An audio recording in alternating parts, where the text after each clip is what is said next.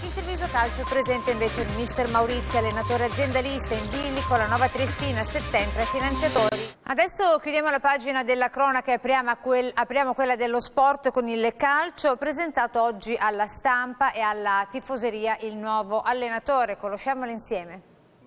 Il presidente Corvezzo lo ha definito l'allenatore aziendalista, tiene conto dei giocatori rispetto al budget della società. Che sono un allenatore che lavora con i giovani, che valorizza dei giocatori. A genere Maurizzi, 48 anni, di Colleferro in provincia di Roma, è il nuovo allenatore del Football Club Treviso, con cui una ventina di giorni fa ha firmato un biennale. Esperienze in calcio a 5, Serie D e C1. Di Treviso conosce parte della tifoseria. Ho incontrato qualche tifoso nei giorni scorsi in cui ero a Treviso così per lavorare, per lavoro, quindi sono venuto già, questa è la quinta, sesta volta che vengo a Treviso per lavoro e quindi sempre per il calcio logicamente.